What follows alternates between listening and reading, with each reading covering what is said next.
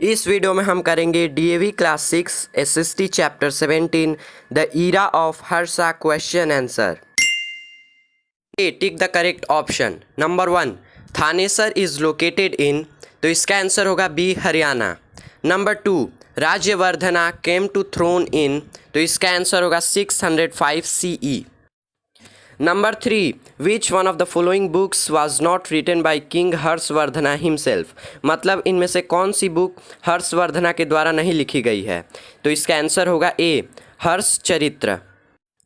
Number 4 Nalanda was granted the income received from, तो नालंदा का income कहाँ से आता था, तो इसका आंसर होगा D villages. Number 5 the Chinese traveller who came to India during Harsh rule was, तो चाइनीज ट्रेवलर कौन थे जो हर्षवर्धन के रूल के समय आए थे, तो इसका आंसर होगा a Hiuen Tsang. Now B filling in the blanks. Number 1 Rajyashri was the daughter of, तो राजश्री किसकी बेटी थी, तो इसका आंसर होगा प्रभाकर वर्धना की। Number 2 Harsha Charita was written by, तो इसका आंसर होगा Bana Bhatta. Number 3 to assist Harsha in administration there was a dash, तो there was a council of ministers. Number 4 farmers had to pay dash of their produce as tax, तो इसका answer होगा 1/6। Number 5 the society was divided into dash varnas, तो इसका answer होगा 4 varnas. Now C right true और false for the following statements. Number 1 Harshavardhana was crowned in 606 CE, तो ये true है। Number 2 Uparika was the head of the village, तो ये भी ट्रू है। Number 3 lord Shiva was not commonly worshipped during the region of Harsha, तो ये फॉल्स है क्योंकि हर्षवर्धना शिव और सूर्य की ही पूजा करते थे। Number 4 Harsh never give arms to the needy and the poor, arms का मतलब होता है भिक्षा, तो ये भी फॉल्स है क्योंकि हर्षवर्धना भिक्षा देते थे गरीबों को। Number 5 Harsh was very respectful towards all the religions, तो ये ट्रू है। Now D answer the following questions in brief. Question number 1 which were the two main sects of Hinduism during Harsha's period, मतलब हर्ष के समय हिंदुओं के वो दो संप्रदाय कौन कौन से थे। Answer is Vaishnavism and Shivism were the two main sects of Hinduism during Harsha's period, मतलब वैष्णविज्म और शिविज्म ये दो संप्रदाय थे हिंदुओं की हर्ष के समय। Question number 2 what was the main contribution of Prabhakar Vardhana as a king, मतलब हमें प्रभाकर वर्धना के कंट्रीब्यूशन बताना है जब वो किंग थे। Answer is Prabhakar Vardhana was the first ruler of Vardhaman dynasty who ruled from 580 CE to 605 CE। He conquered many places and established a large kingdom, मतलब Prabhakar Vardhana Vardhaman dynasty के फाउंडर थे, उसके पहले रूलर थे जो कि 580 CE से 605 CE तक रूल किए और उन्होंने बहुत से जगह को जीत लिया दूसरों को हरा के और एक बड़ा सा किंगडम एस्टेब्लिश किया। Question number 3 what happened after the Vardhaman empire lost its glory, मतलब वर्धमान एम्पायर का शान खोते ही क्या हुआ। ग्लोरी का मतलब होता है शान या गर्व। Answer is after the Vardhaman Empire lost its glory, there was a quick emergence of many small independent kingdoms. In the south, Chalukyas and Pallavas become more powerful.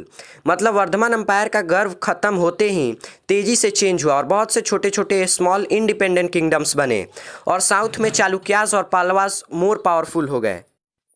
Question number 4 name the rivers that meet at Sangam in Prayag Allahabad, मतलब इलाहाबाद में संगम में कौन कौन सी नदियाँ मिलती हैं। Answer is Ganga, Yamuna and Saraswati are the rivers that meet at Sangam in Prayag, Allahabad. Question number 5 why was Nalanda University famous, मतलब Nalanda university क्यों फेमस है। Answer is Nalanda University was an international center of education. It was situated at Patna, the capital of Bihar. It had a very large library. Students from all over the world came to study at Nalanda.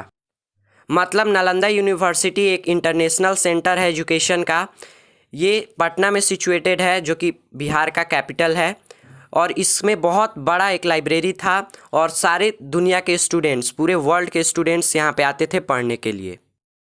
Now E answer the following questions. Question number 1 describe the administrative system of Harsh. Answer is Harsh was the head of judicial and civil administration. He was also the commander-in-chief of his army and led his forces in war. He had a council of ministers to assist and advise him. The province was divided into Vishyas and Pradesh. Uparika was the head of the province. His work was supervised by Uparika Maharaja or Kumar Matra, who was normally a prince. मतलब हर्ष अपने judicial और civil administration के head थे और वो अपने army के commander chief भी थे, जो कि अपने फोर्सेस को लीड करते थे किसी लड़ाई में, वॉर में, और उनको राज सलाह देने के लिए काउंसिल ऑफ मिनिस्टर भी था। उनका प्रोविंस या देश छोटे छोटे विषयाज और प्रदेश में डिवाइडेड था और उपारिका उस प्रोविंस का हेड था, मतलब उस देश का हेड उपारिका था। और उपारिका का जो कामकाज का देख रेख वो उपारिका महाराजा करता था या फिर कुमार मत्रा, जो कि नॉर्मली राजा ही होता था। Question number 2, explain the religious policy of Harsh. Answer is in the beginning Harsh was devotee of Shiv, worshipped Shiva and Surya. But after coming in contact with Huyen Tsang, there was a greater impact of Buddhism on him. He was very tolerant and respectful towards all the religions. He used to organize a conference at Prayag, Allahabad, the Sangam of Ganga, Yamuna and Saraswati, every 5 years. At this occasion, he used to give alms to about 5 lakhs needy and poor people of all religions. मतलब शुरुआत में हर्ष जो थे वो शिव के भक्त थे और वो शिव और सूर्य की पूजा करते थे, लेकिन बाद में ह्यूएन त्संग के साथ कांटेक्ट के कारण उन पे बुद्धिज़्म का प्रभाव पड़ा और वो सभी रिलीजियस के प्रति रिस्पेक्टफुल हो गए। और वो गंगा यमुना सरस्वती के संगम पे इलाहाबाद में एक कॉन्फ्रेंस रखते थे जो कि हर 5 साल पे होता था, और इस ओकेशन पे वो गरीबों को दान देते थे या भिक्षा देते थे। आर्म्स का मतलब होता है भिक्षा। Question number 3. Mention the public welfare work undertaken by Harsh for his people. Answer is Harsh was a benevolent ruler. He built temples, chaityas, vihars, dharmsalas, schools, etc. Harsh used to give away his wealth and belongings. Clothes, ornaments, etc. collected during the last 5 years. He would then request his sister Rajsiri to give him clothes to wear. This was repeated after every 5 years at the time of Megh Mela at Prayag. मतलब हर्ष एक भला करने वाले ruler थे। Benevolent का मतलब होता है भला करने वाला। उन्होंने टेम्पल, चैत्या, विहार्स और धर्मशाला बनवाए और स्कूल्स बनवाए। वो अपने धन को सम्मान के लिए दे देते थे। कपड़े, गहने जो कि 5 साल में कलेक्ट होते थे वो दे देते थे, और वो अपनी बहन से रिक्वेस्ट करते थे कि वो भी कुछ कपड़े पहनने के लिए दे दे, मतलब दान कर दें। और ये रिपीट होते रहता था हर 5 साल पे मेघ मेला में, जो कि प्रयाग में लगता था। Question number 4, state the condition of society during Harsh rule. Harsh rule के समय सोसाइटी का कंडीशन कैसा था वो हमें बताना है। Answer is during Harsh rule, the society was mainly divided into 4 varnas, that is Brahmins, Kshatriyas, Vaisyas and Sudras. The Brahmins were highly respected. They led a pious life. People lived harmoniously. The Sudras did not have a good position in the society. They had to live outside the towns. मतलब हर्ष rule के समय society 4 वर्ना में divide था, Brahmins, Kshatriyas, वैश्यास और शूद्रास।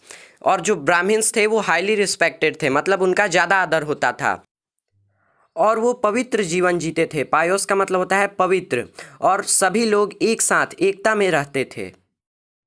लेकिन शूद्रास का condition society में अच्छा नहीं था, उन्हें शहर के बाहर रहना पड़ता था। Question number 5. Give any 3 examples to prove that the economy during the Harsh region was well developed. मतलब हमें 3 एग्जाम्पल देने हैं जिससे ये प्रूफ हो सके कि हर सीजन के समय इकोनॉमी वेल डेवलप्ड था।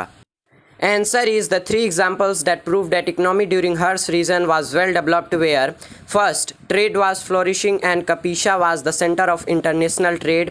Second, agriculture was the main occupation of the people. Third, they had to pay 1/6 of the produce as tax. मतलब ये 3 एग्जाम्पल जो प्रूव करते हैं कि हर सीजन के समय इकोनॉमी वेल डेवलप था वो हैं, पहला, ट्रेड फल फूल रहा था, मतलब अच्छा था क्योंकि कपीसा जो है इंटरनेशनल ट्रेड का सेंटर था। दूसरा, एग्रीकल्चर मेन ऑक्यूपेशन था लोगों का। और तीसरा, उन्हें 1/6 टैक्स देना पड़ता था। अगर ये वीडियो अच्छा लगा तो इस वीडियो को लाइक कीजिए और सबसे ज़रूरी इस चैनल को सब्सक्राइब कीजिए। Thanks for watching.